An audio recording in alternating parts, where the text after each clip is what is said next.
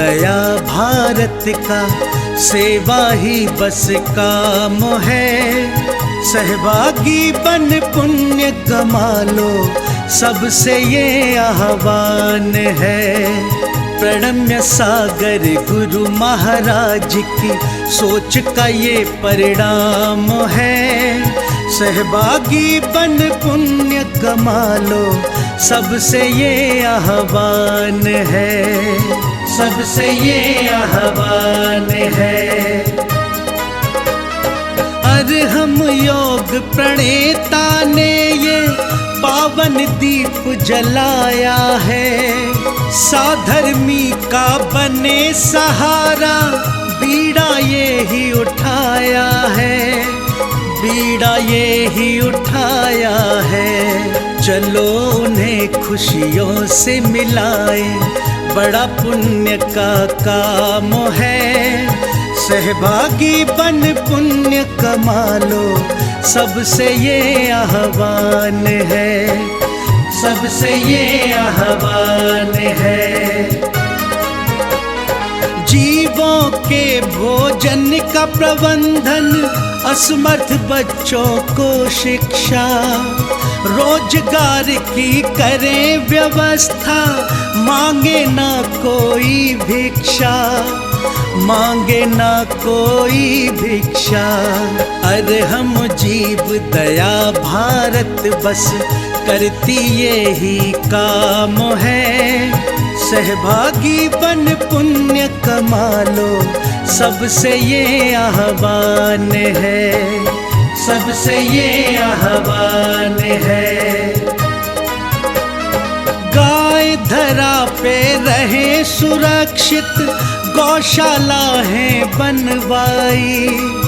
जीव जंतु की भोज व्यवस्था सुंदर रूप से करवाई, सुंदर रूप से करवाई। साधर्मी भूखा ना सोए, रखना सबका ध्यान है।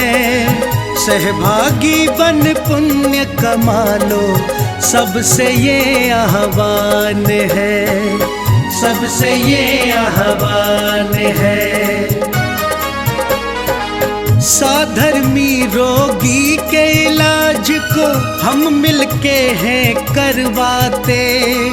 जाने कितने असहायों को राशन घर में पहुँचाते, राशन घर में पहुँचाते।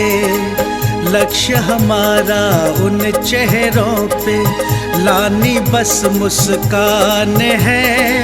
सहभागी बन पुण्य कमा लो, सबसे ये आह्वान है, सबसे ये आह्वान है। दान धर्म ही साथ जाएगा, बाकी सब तो धोखा है।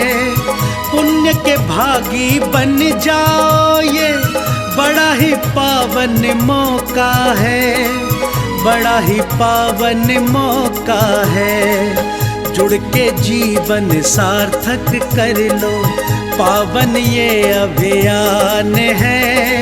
सहभागी बन पुण्य कमा लो, सबसे ये आह्वान है, सबसे ये आह्वान है।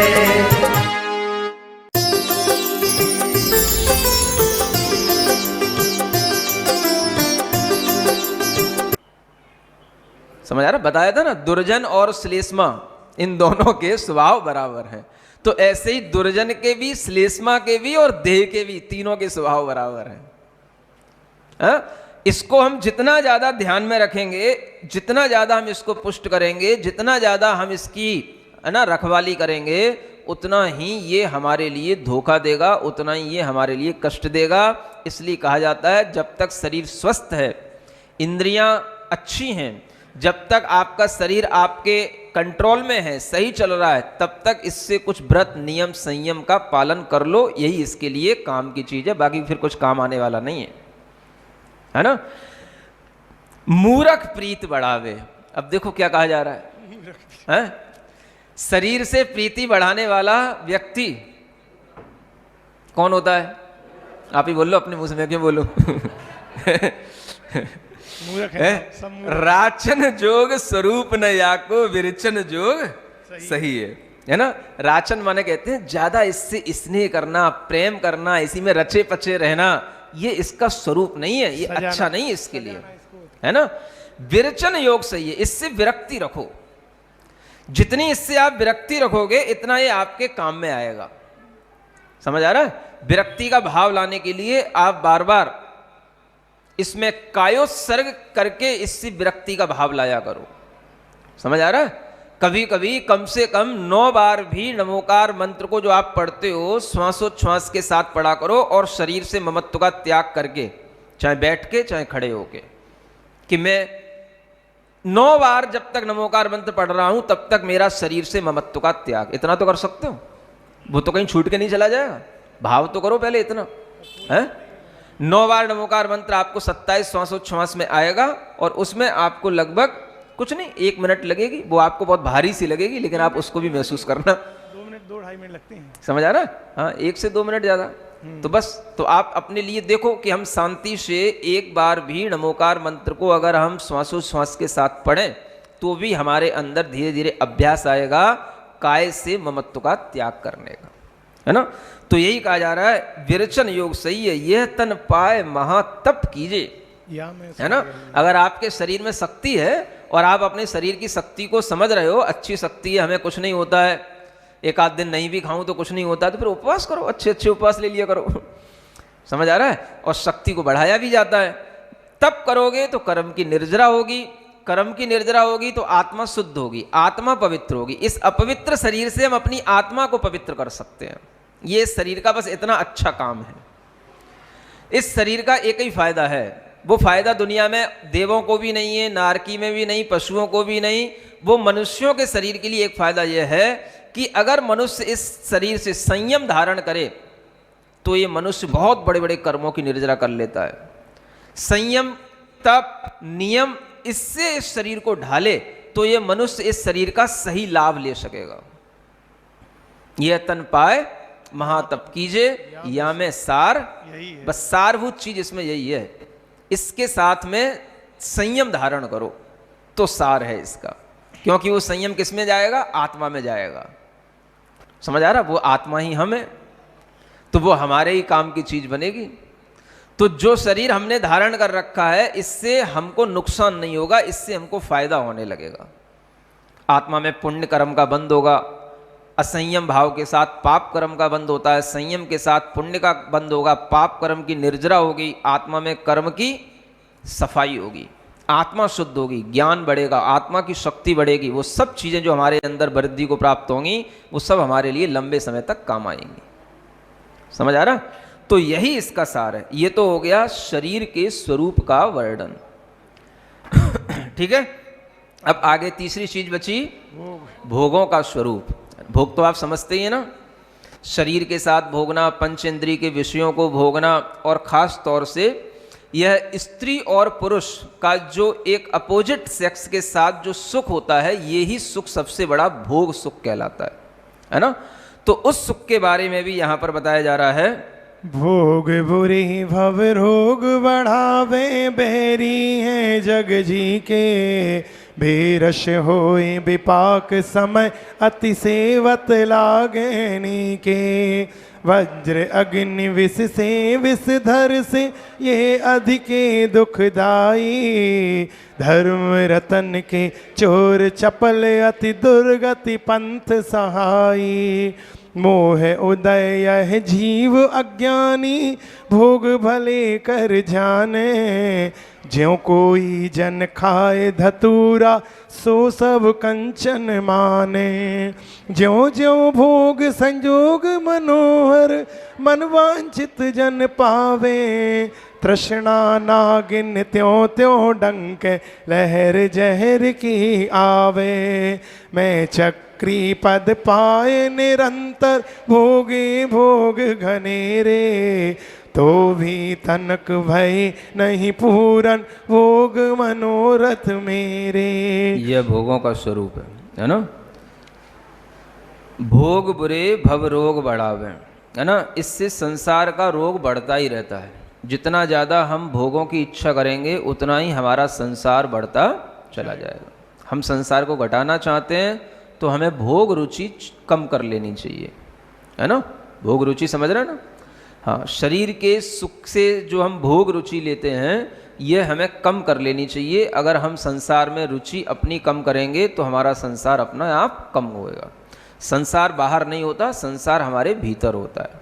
तो जो हमारे अंदर भोगों की एक इच्छा पड़ी हुई है वो हमारा अनादिकालीन एक संस्कार है, और वह संस्कार हमने कभी भी तोड़ा नहीं, क्योंकि हमें कभी इस तरह का ज्ञान मिला नहीं। तो मनुष्य जन्म में ही वह संस्कार प्राप्त करके आदमी अपने इस भोगों के असंयम से अपने को संयम की राह पर ला करके इस संस्कार को कम करता है। तो वही कहा जा रहा है कि ये हमारे लिए देखा जाए तो बैरी हैं। ये भोग हमारे लिए क्या है? बैरी है। क्योंकि बैरी जिस तरह से हमको दुख देता है, कष्ट देता है, बार बार पीड़ा देता है, वैसे ये भोगों की इच्छा हमारे लिए बार बार दुख देती है। ये भोगों की इच्छा से ही दुख होता है। अगर पूर्ति हो गई तो थोड़ा तत्काल सुख तो मिल जाता है, लेकिन जिसकी पूर्ति नहीं होती तो वो कितना दुखी होता है, आप देखो। समझ आ रहा है? ये भोगों की इच्छा ही तो है जो आदमी बड़े बड़े पाप करता है और फिर जब पकड़ा जाता है तो किस तरह की जेल होती हैं, किस तरह के उसके लिए जो है ना फांसी तक की सजाएं होती हैं। तो ये सब जो है ये इसी का परिणाम है जो संसार के रोग को बढ़ाने वाला है। बेरस होए विपाक समय अति सेवत लागे नीके। ये तो बात है कि जब जब आप भोग करोगे तब आपको अच्छा लगेगा। सेवत लागे नीके। नीके जानते हो? हाँ, नीके यूपी में नहीं बोलते, इधर उधर बोलते हैं। पंडित जी की भाषा भी हमारी वाली भाषा है, हम जानते हैं इनकी भाषा को। हाँ, नीको लग रहा है। हाँ, बड़ो लड़का भी अगर अच्छो लगे तो बड़ो नीको है। हाँ, लड़ो नीको लड़का है, बढ़िया है, अच्छा है। तो नीको माने हाँ अच्छो। तो सेवत लागे नीके। सेवन करते समय पर तो नीके लगते हैं, अच्छे लगते हैं। कोई भी भोग तरीके के हो, कोई भी तरीके के भोग हो। 5 इंद्रियों के भोग हैं, 5 इंद्रियां तो सब जानते ही हैं। अब 5 इंद्रियों के भोग जिस समय सेवन करोगे अच्छा लगेगा, लेकिन ये विपाक जब इनका फल मिलता है तब ये बड़ा कष्ट देते हैं, बेरस हो जाते हैं। समझ आ रहा? अब ज्यादा क्या, उदाहरण के लिए मान लो आपको कोई खाने की, कोई मिष्ठान खाने की इच्छा होती है या आप मिष्ठान खा लेते हो। सेवन करते समय तो मिष्ठान बहुत अच्छा लग रहा है, खा लो रसगुल्ला। समझ आ रहा है? अब सामने है बफे सिस्टम या घर में बने हुए बिल्कुल गरम गरम बढ़िया। समझ आ रहा है? तो अब एक से भी इच्छा नहीं बनी, दूसरा भी ले लिया, दूसरे से भी इच्छा नहीं बनी, तीसरा भी ले लिया। समझ आ रहा है? और अब इच्छा तो फिर भी नहीं बढ़ रही तो और एक ले लिया। तो आपने दबा लिए 10। अब दवा तो लिया, अब वो पेट में कब तक दबेंगे? समझ आ रहा है? अब आप देखो शाम तक क्या होगा, दूसरे दिन क्या होगा। बस बेरस हो विपाक समय सेवत लागे नीके। बस ऐसे ही होता है। हर भोग सेवन करते समय पर अच्छा लगता है, तो अगर आप उसकी नियंत्रण में रखेंगे तो फिर भी ठीक है। समझ आ रहा है? अगर आपका नियंत्रण है कि हमें इतना ही भोग भोगना है, इतना ही हमें लेना है, तो भी वो आपका संयम कहलाएगा। समझ आ रहा है? 5 इंद्रिय के भोग का यदि आपके अंदर नियंत्रण है तो भी वह आपका संयम कहलाएगा, और उस संयम से भी आप बहुत कुछ अपने आप को बचा लोगे। ऐसा तो एक होता है भोजन करना और एक होता है भोग करना। समझ आ रहा है? हाँ, तो जब भोग होता है तो फिर भोग में तो भोग जैसी स्थिति होती है। थाल का थाल रखा है, भोग लगाओ। समझ आ रहा है? और एक भोजन करना है, आहार करना है, तो आहार का मतलब होता है जितनी जरूरत है उतना कर लिया। समझ आ रहा है? वो कहलाता है आहार, जिससे हमारे लिए जो काम चलना है वो काम चल जाए, बस पीड़ा भी ना हो और काम भी हो जाए। समझ आ रहा है? तो हर इंद्री के साथ यही होता है। इसलिए यहां कहा जा रहा है वज्र अगनि विषसों विषधरसों ये अधिके दुखदाई। समझ आ रहा है? अब किसी भी अग्नि में एक बार गिर पड़ोगे या कोई विष खा लोगे तो एक ही बार मरना होता है। इन भोगों की चाह से तो जन्म जन्म तक इनके दुख भोगने पड़ते हैं। बिजली गिर जाए। समझ आ रहा है? ये भोगों की इच्छा तो कभी कम नहीं होती। इसलिए कहा जाता है कि ये विषय जो है विषधर से भी ज्यादा कष्ट देने वाले हैं। धर्म रूपी रतन के चोर हैं। इनमें जिसकी रुचि होगी वो धर्म नहीं कर सकेगा। समझ आ रहा है? ये सबसे बड़ी बात है। जो आप पूछते हो ना कि धर्म क्यों नहीं फैलता, जैन धर्म क्यों नहीं फैलता, तो जैन धर्म विषयों का दुश्मन है, सबसे बड़ी बात ये है। समझ आ रहा है? और विषय आदमी छोड़ना नहीं चाहता है तो धर्म हो नहीं सकता है। ये मूल बात ये है। सबसे बड़ी तीर्थंकरों की बात यह है, विशेषता यह है कि जैन धर्म अपनाने वाला वही व्यक्ति होगा जो विषयों से विरक्त हो, पहले भोगों से विरक्त हो, और भोगों से कोई विरक्त होना नहीं चाहता। तो वो बहुत कम लोग होते हैं, इसलिए वो कम लोगों में रह जाता है। ये बात सबको पसंद नहीं आती। विदेशी व्यक्ति से कहोगे या जो भोगों में पड़े हैं उनसे कहोगे, समझेंगे ही नहीं, सुनेंगे ही नहीं, उठ के चले जाएंगे वे तो। समझ आ रहा है? ये तो अपना दिमाग खराब कर रहे हैं, हमारा मूड डाइवर्ट कर रहे हैं। समझ आ रहा है? हाँ, हम जिसमें आनंद ले रहे हैं उससे हमको ये विचलित कर रहे हैं, वो ये कहेंगे। बस हो गया काम। तो जिसके अंदर भोगों की ये इच्छा होगी वो धर्म नहीं कर सकेगा। और ये धर्म के रतन को चुराने वाले अगर कोई हैं तो ये भोगी है। धर्म रतन के चोर चपल, दुर्गति पंथ साई। फिर आगे आपको कहां ले जाएंगे? दुर्गति का कारण बन जाते हैं, है ना। भोगों की इच्छा अगर कंट्रोल में रहेगी तो ठीक है, और अगर वो कंट्रोल में नहीं रही तो यही जो है दुर्गति का कारण बन जाती है। त्रियंश क्यों बनते हैं? बस जो पूर्ति यहां नहीं हो पाती वो पूर्ति वहां करते रहो।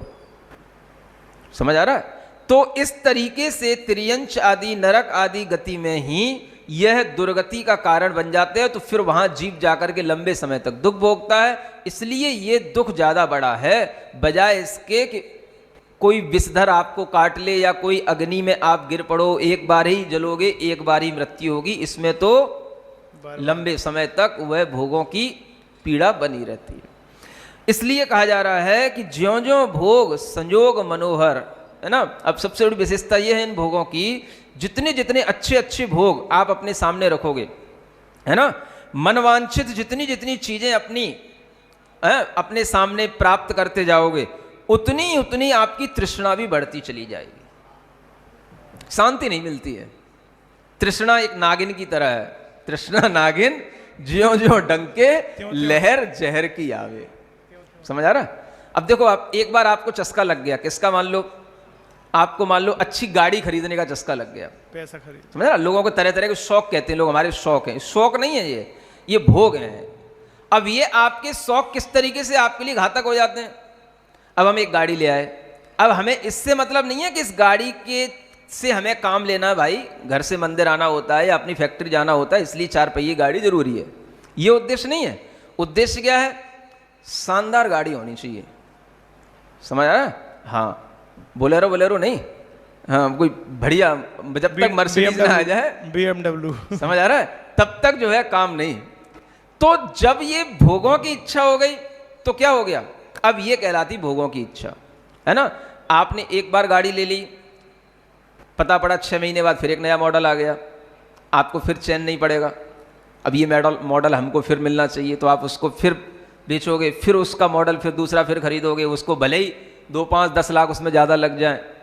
समझ आ रहा है? फिर आपने वो ले लिया, फिर आपको पता पड़ा फिर और नई कोई उसमें नए फंक्शन आ गए गाड़ी में, फिर और नई क्वालिटी की गाड़ी आ गई, फिर आप उसको बदलोगे।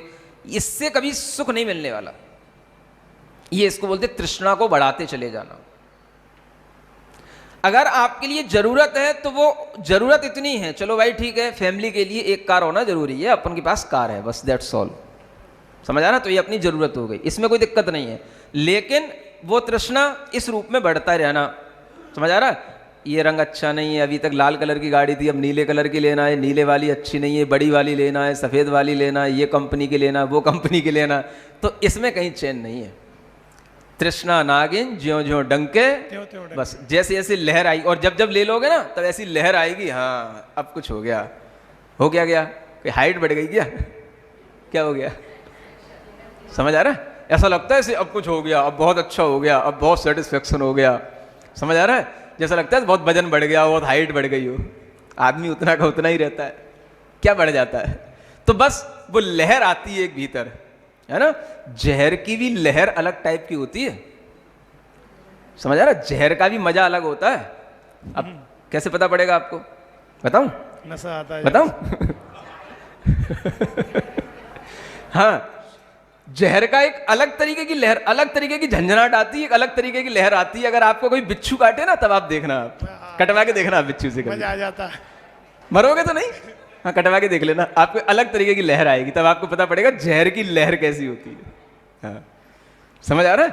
तो कई बार ऐसी भी लहर आती है, और कोई भी चीजें जो अपना नाश करने वाली है उनमें भी एक लहर आती है। समझ आ रहा? अब जैसे मदरा पीने वाले, तो मदरा पीने वालों को मदरा पीने के बाद लहर आती है, अब वो लहर कोई जानता है कैसी आती है। समझ आ रहा? तो ऐसे ही जिसकी तृष्णाएं जैसी जैसी बढ़ती चली जाती है, उसको भीतर एक लहर आती है, लेकिन वो लहर उसकी स्वाभाविक नहीं है। चाय पीने वाले को, समझ आ रहा है? वो लहर उसकी सही नहीं है, स्वाभाविक नहीं है। वो लहर कैसी होती है उसकी? वो उसका एक भ्रम होता है, और उससे उसको सुख मिल रहा है। ये उसकी इतनी बड़ी गलती ये होती है कि सुख तो थोड़ी ऐसी चीज है जो थोड़ी स्टेबल रहे।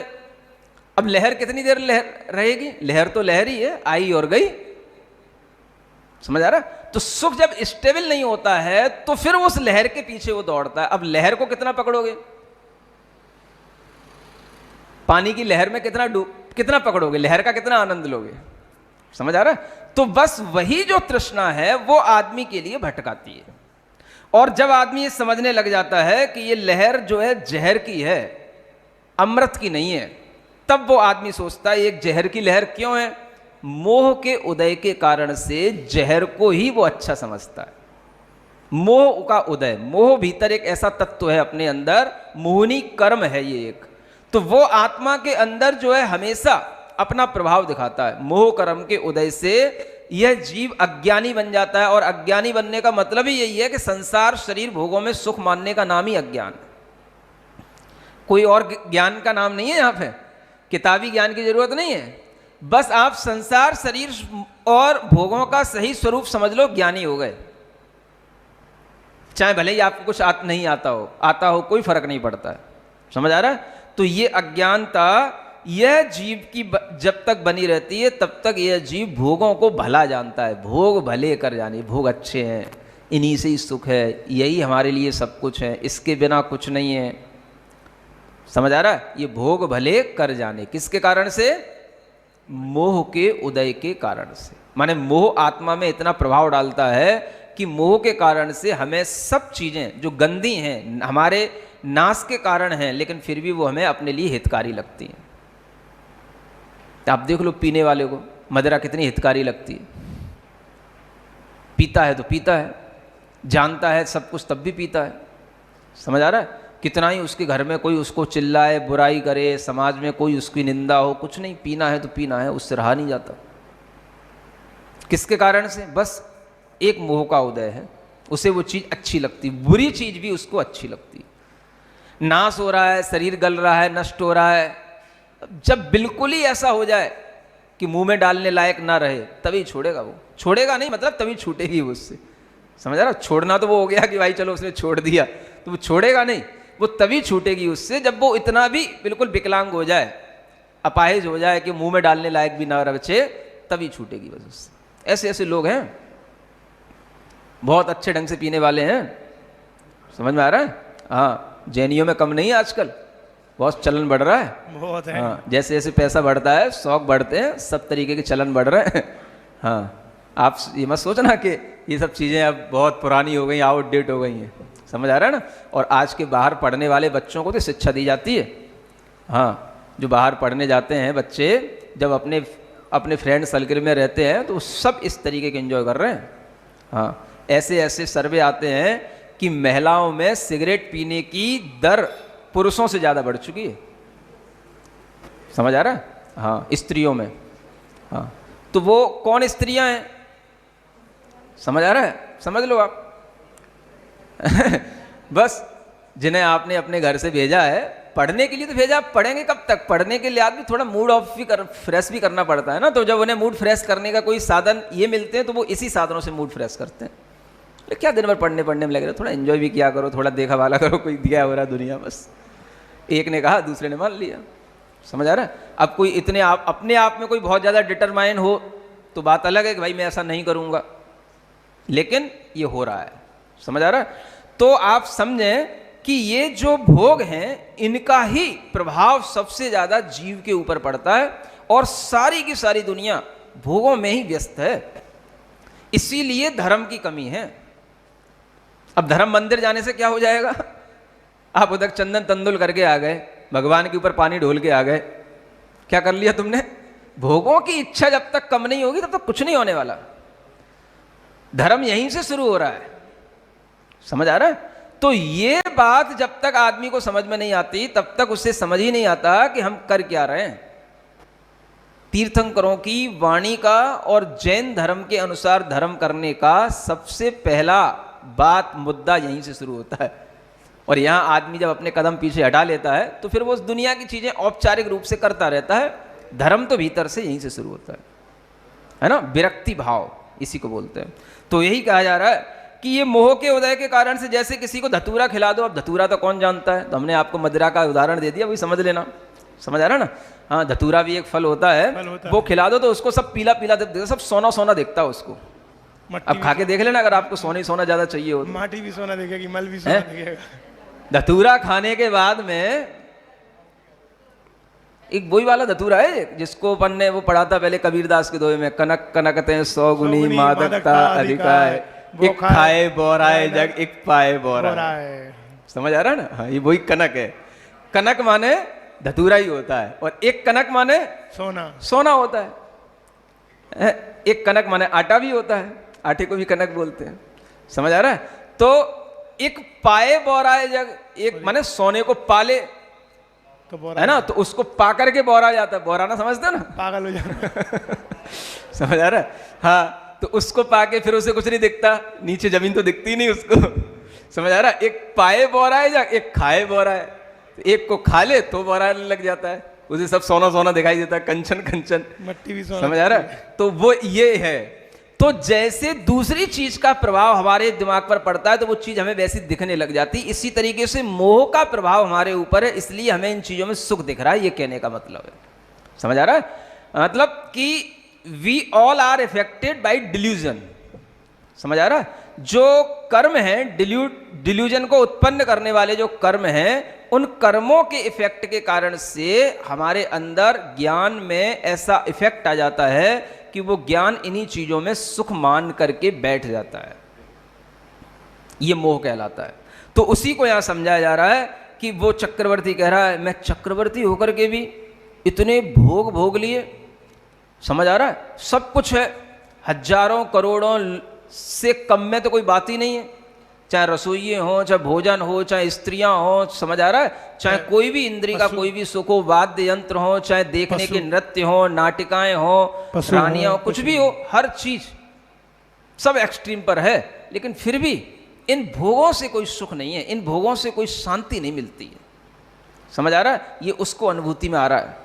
तब आगे कहता है वो, राज समाज महाअग कारण बैर बड़ा बनहारा, वैश्या सम लक्ष्मी अति चंचल, या का कौन पतियारा, मोह महारिपु वैर विचार्यो, जग जिय संकट डारे, घर कारागृह वनिता बेड़ी, परिजन जन रखवाले, सम्यक दर्शन ज्ञान चरण तप, ये जिय के हितकारी, ये ही सार असार और सब, यह चक्री चितधारी।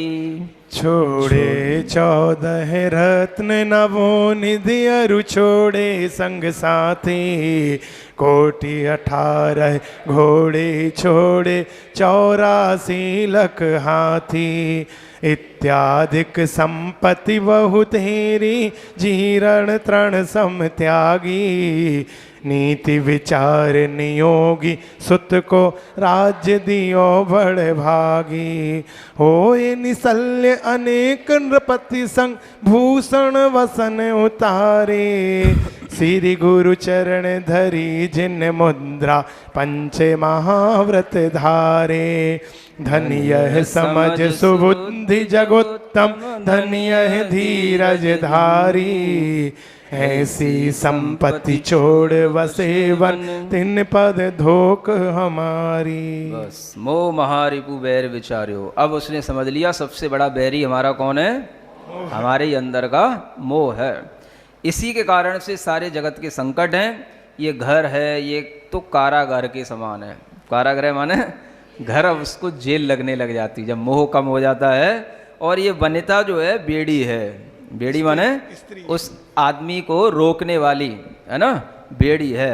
और परिजन जो है वो सब रखवाले हैं, वो उसको रोके रखते हैं, जाना नहीं घर से बाहर निकल के। समझ आ रहा है ना? हाँ हाँ, दुकान पे जा रहे हो, ठीक है। स्विट्जरलैंड जा रहे हो, ठीक है। समझ आ रहा है? लौट के आ जाओगे, हाँ ठीक है। तो वो आपकी रखवाली करते रहेंगे। कहाँ तक पहुँच गए? हाँ ठीक है। वहाँ आ गए, यहाँ आ गए, वहाँ ठीक है। तो सब आपके रखवाले हैं। समझ आ रहा है ना? तो आपको लगता है देखो हमारी कितनी केयर करते हैं, है ना? तो ये सब जो है रखवाले जब तक अच्छे लगते हैं जब तक कि आपके अंदर मोह पड़ा रहता है ना? और जब यही मोह कम हो जाता है तो फिर समझ में आता है कि ये सब तो हमें बाहर जाने के लिए तो हाँ कर देते हैं, पार्टी में जाने के लिए तो खूब हाँ कर देते हैं, घूमने के लिए खूब हाँ कर देते हैं, होटलों में जाने के लिए खूब हाँ कर देते हैं। और जब हम महाराज के पास जाने लगे, मंदिर में जाने लगे, या हम कोई नियम संयम लेने लगे, या धर्म के पथ पे चलने लगे तो रोकने लग जाते हैं। आप देख लेना, वहाँ नहीं जाना, ये बूढ़े बूढ़े ज्यादा महाराज के पास मत जाया करो, बूढ़े बूढ़े लोग ज्यादा मंदिर मत जाया करो, ज्यादा स्तोत्र और पाठ मत पढ़ा करो। समझ आ रहा है? बस रोकने लग जाएंगे। क्यों रोकने लग जाएंगे? ऐसा नहीं बैरागा। हाँ, कहीं ऐसा ना हो कि ये हमें को छोड़ के चला जाए। बस तो ये आपके बैरी हुए कि आपके मित्र हुए? समझ आ रहा? बस भोगों में लगे रहो, संसार के जो कारण है उनमें लगे रहो, तो सब सुखी हैं, सब आपके लिए आगे आपको प्रोसीडिंग करेंगे। और अगर आप जो है उससे हटे, आप कहीं दूसरी अपनी लाइन बदली और आपने अपने आत्महित के बारे में सोचा, तो देखो, समझ आ रहा है? ये जब चीज समझ में आ जाती आदमी को, तभी उसको लगता है सम्यक दर्शन ज्ञान चरित ये ही जो है जी के हितकारी। आत्मा का हितकर यही है, यही सार है, बाकी सब असार है। और जब ये सार है तो फिर 14 रत्न, 9 निधियां, 18 करोड़ घोड़े, 84 लाख हाथी, सारी की सारी संपत्ति कैसी लगती है? जीर्ण तृण सम त्यागी, जीर्ण तृण के समान। समझ आ रहा है? जीर्ण तृण की सम्यक दृष्टि को यह जीर्ण तृण के समान लगती है। घास का तिनके के। समझ आ रहा है? देखो एक बात मैं आपको बताना चाहता हूं कि कुछ लोग इस पुण्य की निंदा करने के लिए ये उपमाओं को भी बदल करके प्रस्तुत करते हैं। समझ आ रहा है? खास तौर से जो लोग ज्यादा अध्यात्म को पढ़ते हैं वो। एक आपने कभी दोहा सुना होगा, काक बीट सम गिनत हैं सम्यक दृष्टि लोग, चक्रवर्ती की संपदा है और क्या है राज सरीखे भोग, काक बीट सम गिनत हैं सम्यक दृष्टि लोग। समझ आ रहा? काक बीट, ये उपमा शास्त्रीय उपमा नहीं है। समझ आ रहा? उपमाएं भी हमें शास्त्रीय देना चाहिए। हाँ, हमेशा ध्यान रखो। कई बार हम गलत चीजें सुनते हैं, पढ़ते हैं, दीवालों पे भी लिखवा लेते हैं, मंदिरों पे भी लिखी रहती हैं, ये गलत चीजें हैं।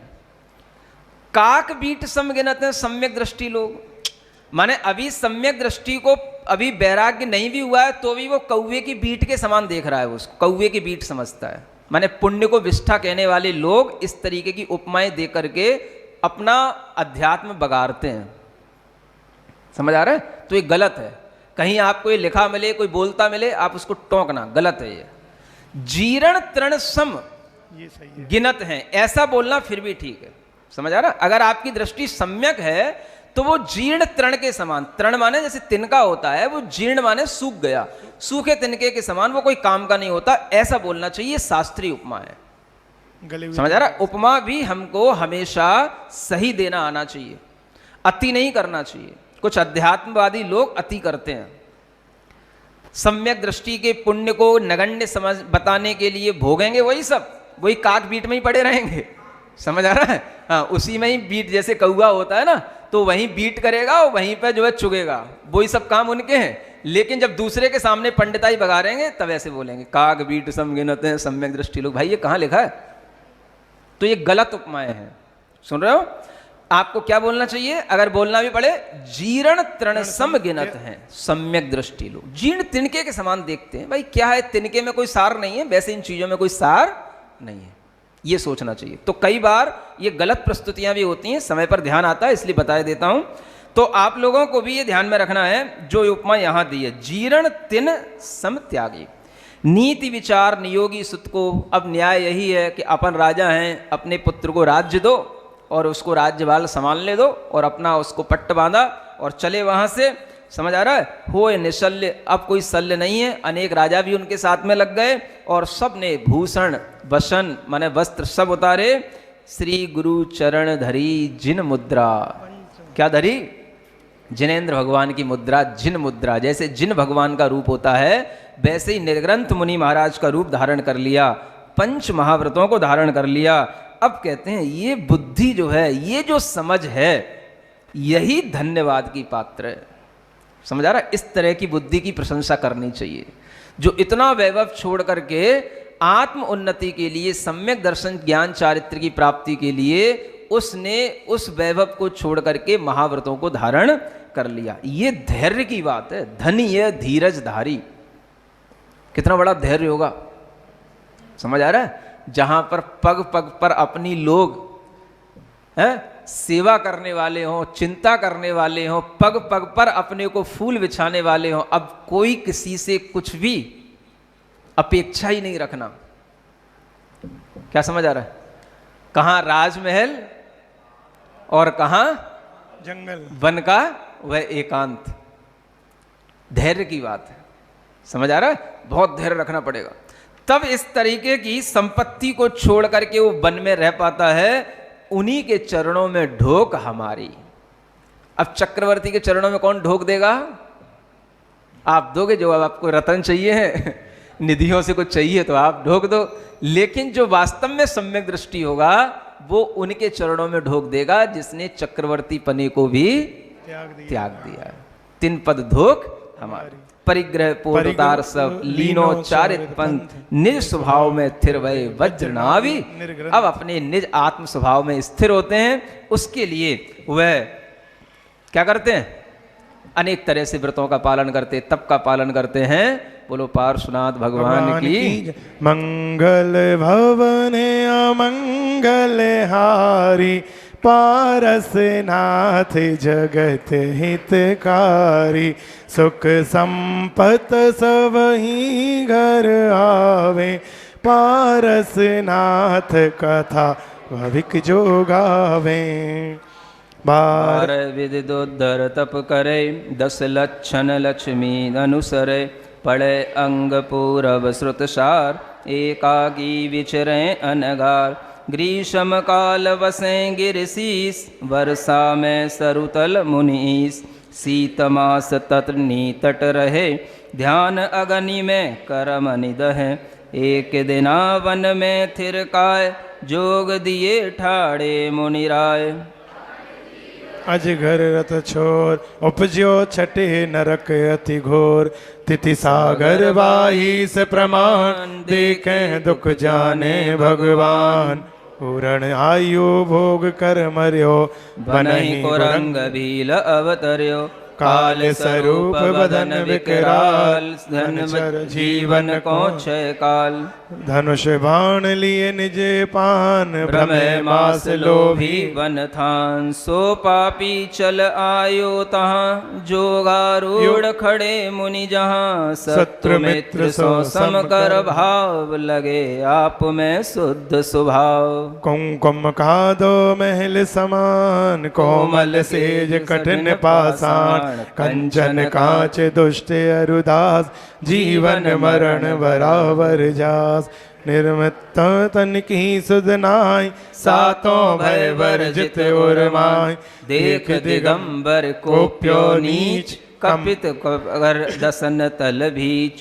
तान कमान कान लौलई, तीखन सर मार्यो निर्दयी, मुनिवर धर्म ध्यान आराध, दुख में धीरज तज्यो न साथ। दर्शन ज्ञान चरण तपसार, चारों आराधन चितधार। देह त्याग तब गए मुनिंद्र, मध्यम ग्रह विवेक अहमेंद्र।